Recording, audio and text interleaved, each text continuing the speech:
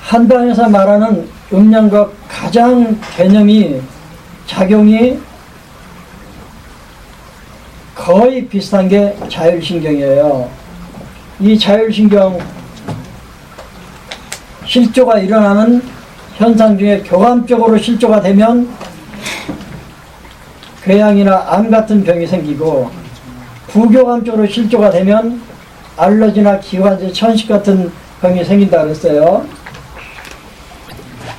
이러한 것들이 언제부터 우리 의학계 지식으로 들어왔냐면 1960년도 이후, 약 1990년도 이후에 이게 확실해진 것 같아요. 어떤 거냐면 자율신경의 흥분에 정확하게 반응하는 백혈구가 있다는 걸 발견한 거예요. 이게 교감신경의 흥분에 과립구가 반응하고, 부교감신경의 흥분에 림프구가 반응한다. 그러면 음량이 실조되면 질병적 상태로 가듯이 자율신경의 실조가 되면 여러 병들이 생긴다. 그 다음에 암세포를 죽이는 좋은 방법이 있어요. 그게 우리 몸에 열을 발생시키는 거예요. 그런데 교감신경이 흥분하면 우리 몸에서 어떤 현상이 생기냐면 모든 혈액이 근육으로 가요. 그래서 근육 바깥쪽에는 피부가 있고 근육 안쪽에는 오장육부가 있어요. 그래서 교감신경은 어떤 역할을 하는 신경이냐면 우리의 운동할 때, 아니면 그래서 이렇게 비교하면 돼요. 교감신경은 전쟁 상태에서 흥분하는 신경이고, 부교감신경은 평화로운 상태에서 흥분하는 신경이에요. 그러니까 과격한 운동이나 노동이나 정신적 스트레스나 약물에 의해서 교감신경이 흥분하게 되는데, 교감신경이 흥분하면 우리 몸이 차가워지는 현상이 생겨요. 왜냐하면 피부나 내장 쪽으로 가는 혈관이 다 수축해버려요. 그러면 피가 어디로 몰리느냐? 근육 쪽으로 가요. 왜 근육 쪽으로 가느냐? 동작하기 위해서 그런 거예요. 운동하려면 근육을 써야 되고, 노동하려면 근육을 써야 되잖아요. 누구하고 전쟁을 치르더라도 근육을 써야 되잖아요. 축구를 하더라도 배구를 하더라도. 그래서 우리 몸의 에너지를 근육으로 집중시키기 위한 방법으로 근육 바깥쪽에 있는 피부, 근육 안쪽에 자리 잡은 내장 쪽으로 가는 혈행을 감소시켜요. 그 방법으로 혈관이 수축이 돼요. 혈관이 수축되는 현상에 중요한 게 몸이 차가워진다는 거예요. 또 하나는 혈관이 수축하면 오는 현상 중에 하나가 고혈압이에요. 그래서요, 고혈압의 중요한 원인 중에 스트레스가 들어가는 거예요. 몸이 차가워졌다는 얘기는 피부 혈관이 수축했다는 뜻이고, 피부 혈관이 수축했다는 뜻은 피가 어느 한쪽으로 몰린다는 뜻이에요. 그게 심장으로 몰렸던, 머리로 몰렸던 문제를 일으키는 거예요.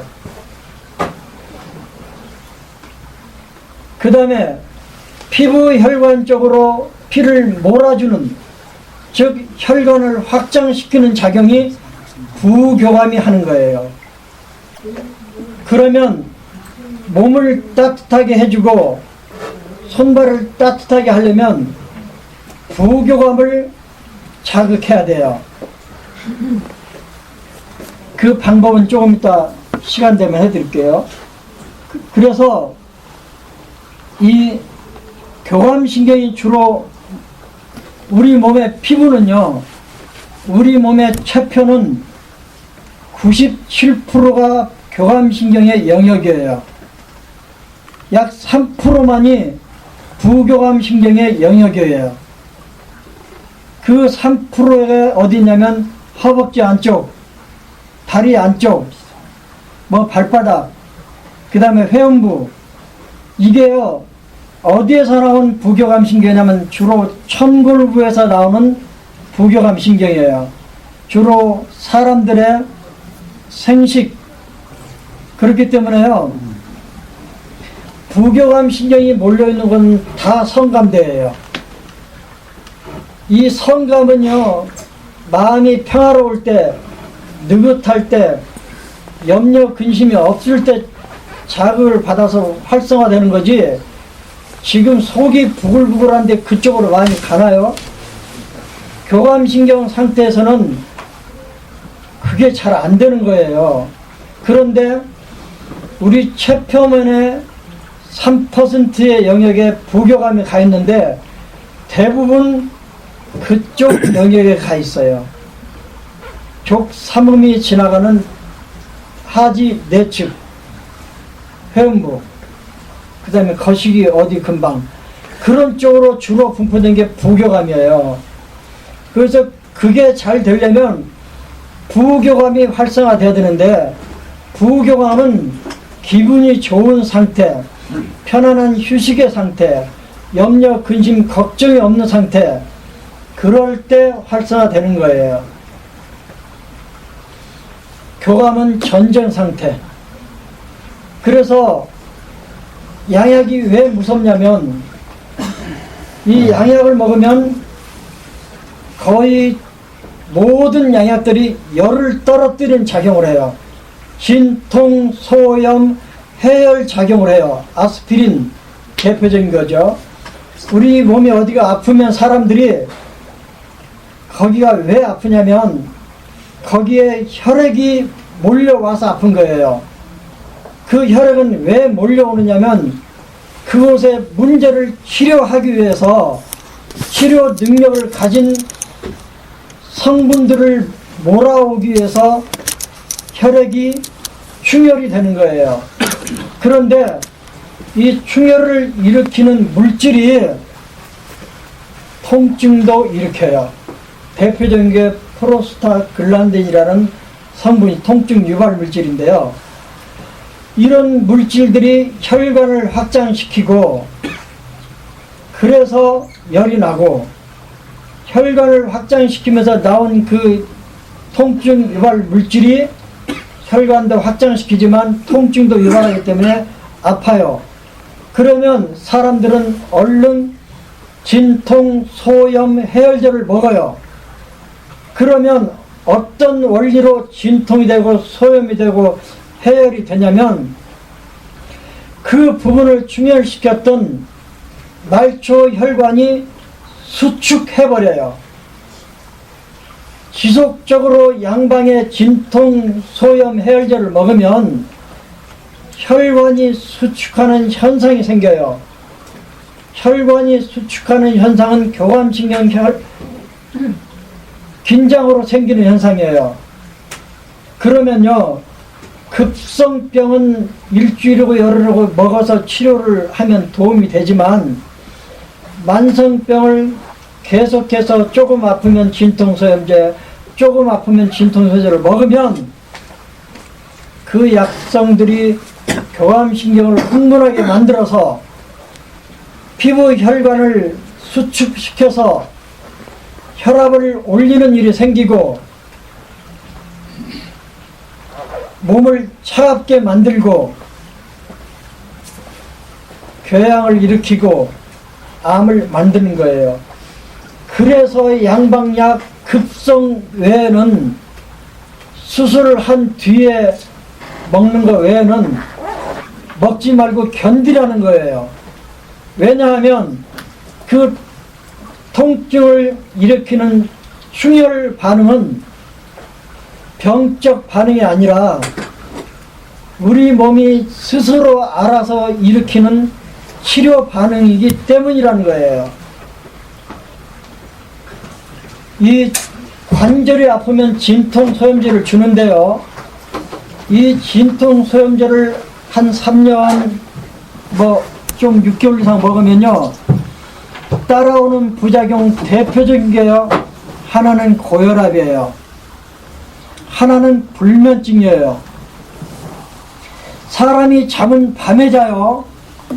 밤에 되면 사람이 잠이 오는 이유는 밤에 주도적인 자율신경이 부교감이기 때문에 그래요.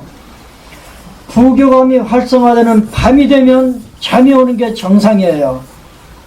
그런데 잠이 오지 않는다, 불면이다, 실면이다 그러면 이 사람은 지금 교감신경이 과긴장되어 있다는 뜻이에요.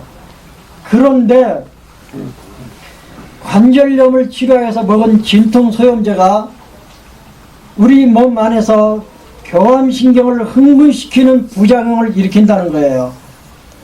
그래서 진통소염제 먹는 사람들은 다 발이 차가워요. 그래서 진통소염제를 만성적으로 먹는 사람들은 불면증으로 시달려요. 혈압이 올라가요.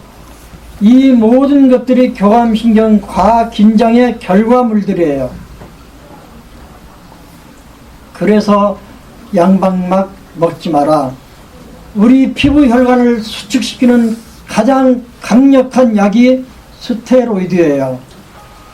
우리 몸에 피부에 문제가 생기거나 피부가 붉어지거나 가렵거나 그러면요, 양방에서 먹는 약도 되지만 피부에 바르는 스테로이드를 줘요. 그러면 이 스테로이드가 어떤 작용을 하냐면 혈관을 급격하게 빠른 속도로 수축을 시켜요. 혈관이 확장되어서 생긴 가려움증, 피부 증상을 스테로이드 연고를 바르면 혈관이 수축해버려요. 그래서 가려움증이 가라앉고 알러지가 가라앉아요. 그렇지만 이걸 한 일주일, 보름은 몰라도 그 이상 장기간 만성적으로 사용하면 피부 혈관을 수축시켜버려서 그 스테로이드 연고를 바른 부분은 바르지 않은 정상 피부에 비해서 온도가 낮아요. 그만큼 무서운 거예요. 그리고 스테로이드가 얼마만큼 무섭냐면 한여름에도 옷을 껴입어야 되고 양말을 신고 잠을 자야만 되는 극도의 냉증 체질을 만들어 버리는 거예요. 교감신경이 흥분하면 냉체질이 된다고 그랬어요. 그러니까 아프고 말지 급성병이나 수술 뒤에 먹는 양약은 먹더라도 치료하는 게 아니고 증상만 다스리는 혈압약, 당뇨약, 진통소염제 이런 모든 약들은 끊어야 되는 거예요. 끊지 않으면 반드시 가져오는 부작용들이 혈압, 당뇨, 암, 궤양, 무서운 병들이에요. 잇몸 질환. 지금 제가 설명하는 방법은요, 여러분들이 원리를 이해하시라고 지금 이렇게 해드리고 있어요. 자율신경의 임파구가 부교감의 지배를 받는다는 걸 발견한 건 참 대단한 발견이라고 그렇게 말을 해요. 그 다음에 계절과 자율신경. 계절이 4계절인데요. 계절마다 자율신경이 이 변화를 보여요. 가을부터 교감신경이 교감신경이 위로 올라와요. 가장 교감신경이 위에 자리 잡는 시기가 겨울이에요. 반대로 봄이 되면 부교감이 활성화하기 시작해요. 위에 올라오기 시작해요. 여름에는 가장 활발해요. 그래서요, 피부에서 문제가 많이 생기는 알러지나 가려움증 이런 것들이 부교감의 우위 상태로 넘어가는 봄, 여름에 많은 거고요. 그 다음에 교감신경이 흥분하면 혈압이 올라가는데 혈압이 가장 많이 올라가는 계절이 겨울이에요. 그래서 심장에 문제가 있는 사람이,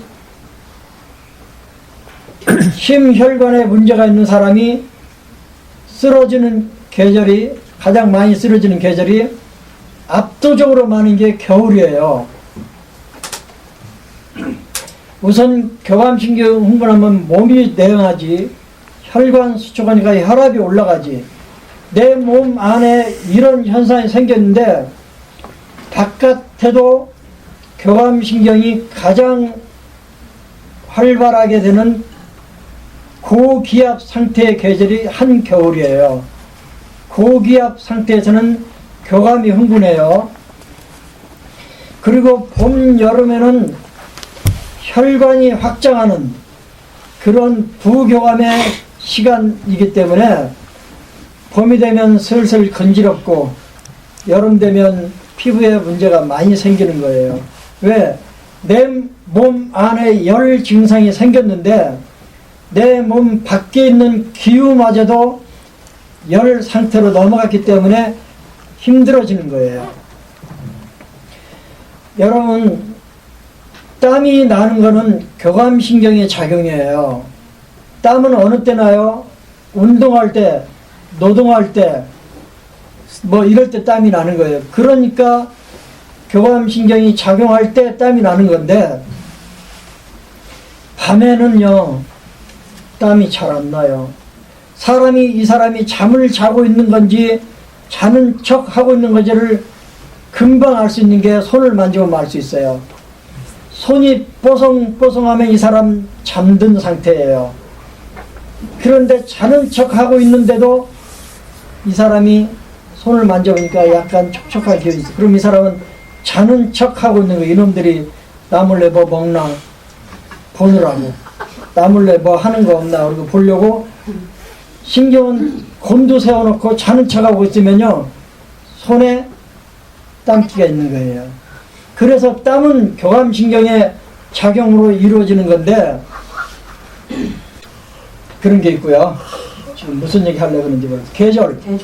계절이 자율신경의 흥분성을 변화에 영향을 주기 때문에 계절을 알고 있으면 좋고요. 이 가장 고기압 시절이 겨울이고요. 그 영향으로 교감신경이 가장 흥분하는 계절이 겨울이고요. 그 영향으로 심혈관계 질환이 가장 악화되는 게 겨울이에요. 그래서 중풍으로 쓰러지는 사람들, 그것도 뇌출혈로 쓰러지는 사람이 많은 시절이 겨울이고요. 반대로 뇌혈관이 막혀서 쓰러지는 중풍이 가장 많은 계절은 여름이에요. 왜냐하면 여름은 덥기 때문에 땀이 나가요. 그러면 몸 안에 체액이 줄어요. 체액이 줄면 피가 찐득찐득해져요. 그러면 피가 혈관 내에서 흐름이 나빠져요. 피의 흐름이 나빠지면 걸쭉해지고, 걸쭉해지면 뭐에서 막히고, 그래서 오는 여름 중풍은 대개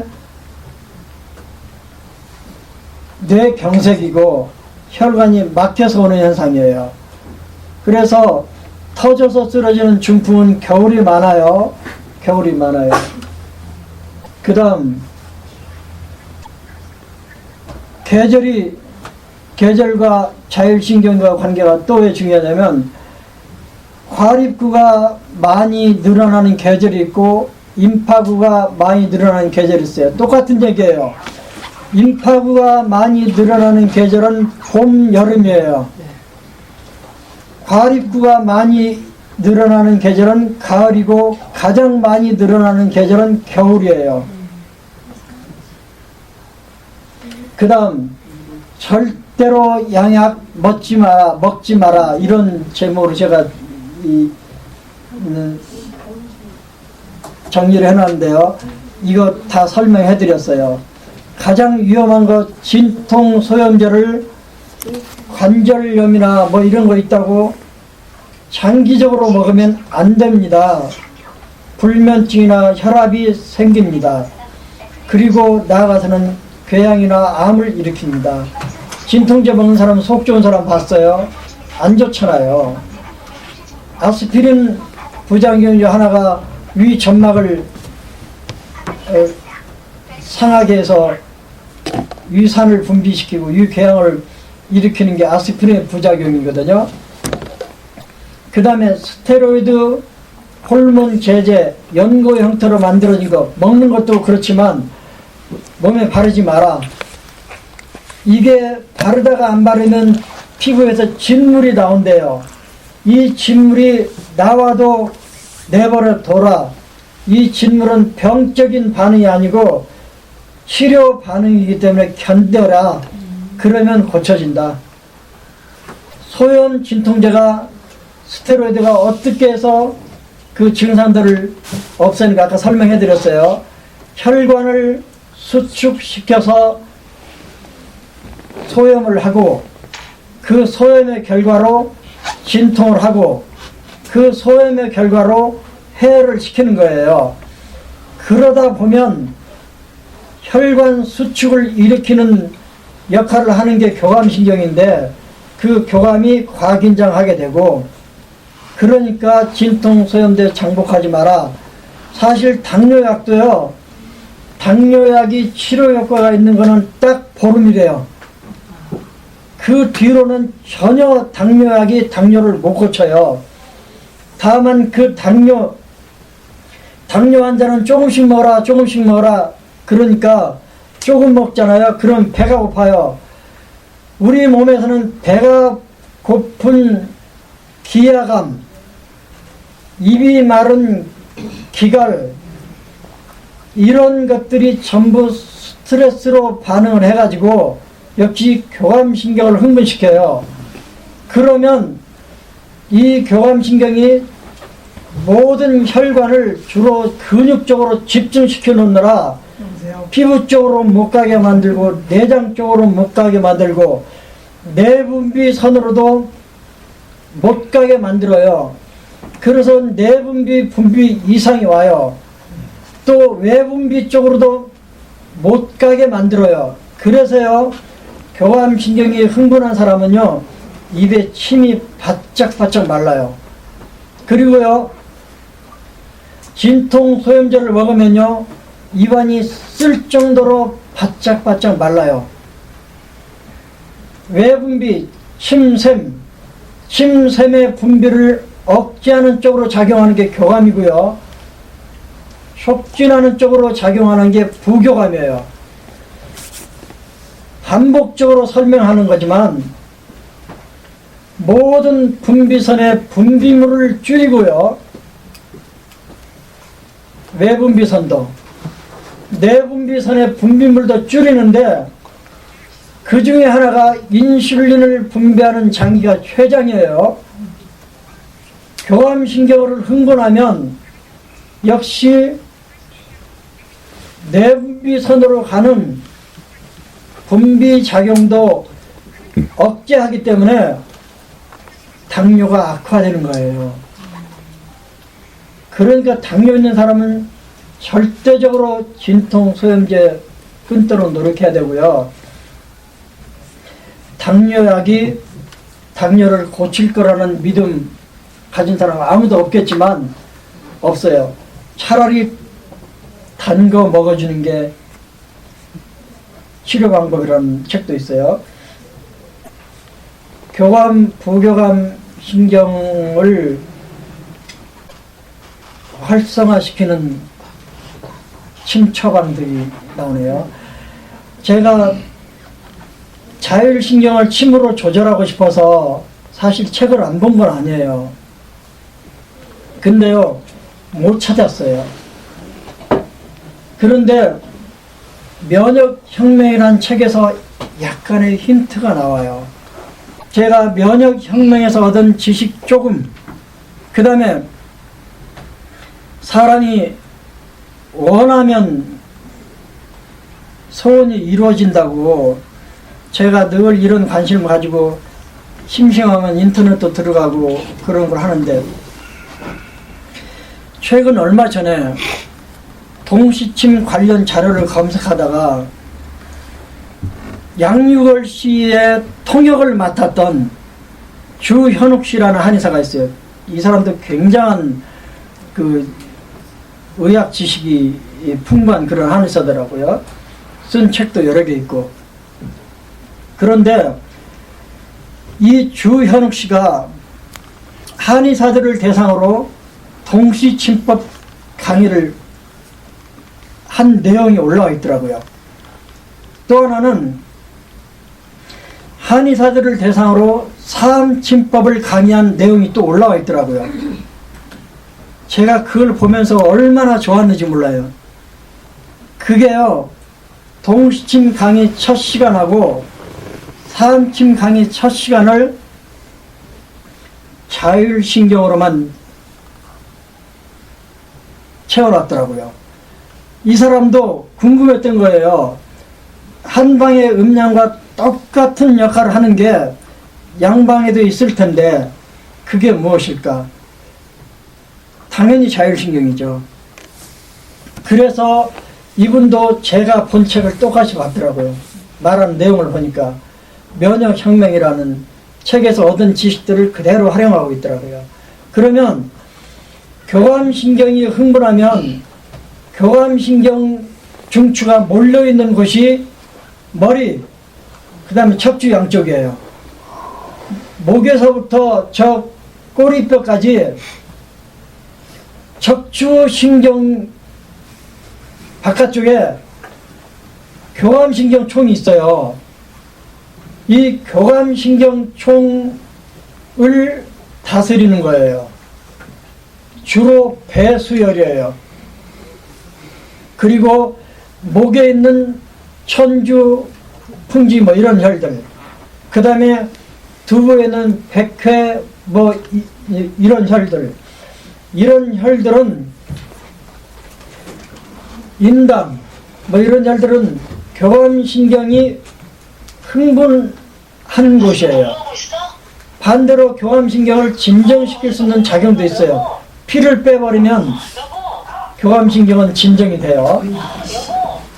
그 다음 말초 혈관들이 어디에 몰렸냐면 대개 손발, 손끝, 발끝이 우리 몸에서 가장 대표적인 말초 기관이잖아요. 이 손끝, 발끝에 침을 놓으면 교감신경이 진정되고 부교감이 활성화돼요. 그러면 오수혈로 말하면 주로 정혈, 형혈을 침을 놓으면 교감이 진정되고 부교감이 활성돼요. 저한테 가끔 어떻게 하면 손발 차가운 거 고쳐요? 그렇게 해보세요. 면역혁명이라는 책을 보다 보면 이게 일반인들을 상대로 쓴 책이라서 혈 이름이 안 나와요. 근데 치료받은 치료받고 몸이 좋아진 사람들이 쓴 사례 발표들이 몇 개 나오는데요. 그걸 꼼꼼하게 살펴보니까 손끝, 발끝에 침을 놓았더라고요. 그게 뭐예요? 정혈들이잖아요, 정혈. 그리고 중국에서 나온 책을 보니까요, 정혈의 공효가 개규거한이라고 나와 있어요. 놀랍잖아요? 경험에서 나온 거지만 옛날 중국 침구 관련 고서들에는 이미 오수혈의 첫 번째 정혈이 개규 거한한다고 나온 거예요. 이 개규는 정신을 잃어버린 중풍으로 쓰러져서 아니면 뭐 열이 너무 세서 정신 나가버린 사람들을 살리는 혈들이잖아요. 개규 거한으로 나와 있어요.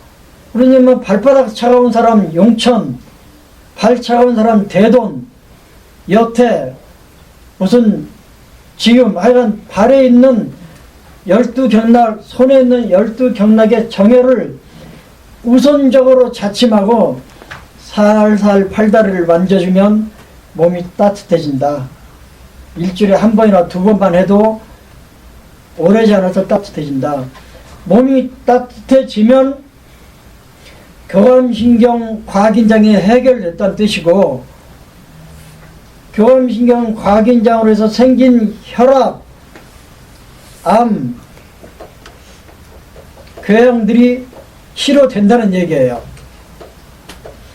또 정열, 청열과 함께 주요영 씨는 수열까지도 부교감을 활성화시키고 교감을 진정시키는 자리라고 나와요. 한번 써보세요. 또 하나,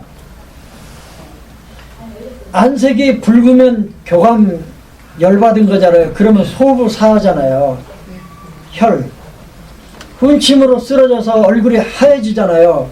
그러면 오수에서는 형열은 색깔로 증상이 나타나는 병을 치료한다고 되어 있잖아요. 그래서 얼굴이 창백해도 소부, 얼굴이 홍당무가 돼도 소부, 하나는 보고 하나는 사겠죠.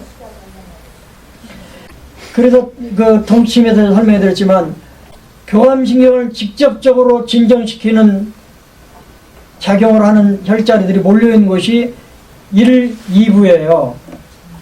동시침의 1부, 1부, 2 부위는 손가락, 손이잖아요.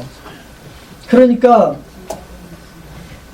우리 몸에 말단, 대표적인 게 손발에 침을 넣으면 교감은 진정되고 부교감은 활성화되고 냉증은 치료되고 몸은 따뜻해지고 중추신경이 몰려있는 척추 주변, 목 주변, 머리 주변, 이마 부분에 침을 놓으면 교감이 활성화되고, 그러니까 임파구가 과순한 경우, 너무 알러지 같은 게 활발한 경우 척추 옆에 있는 배수혈이나 머리에 침을 놓으라는 거예요.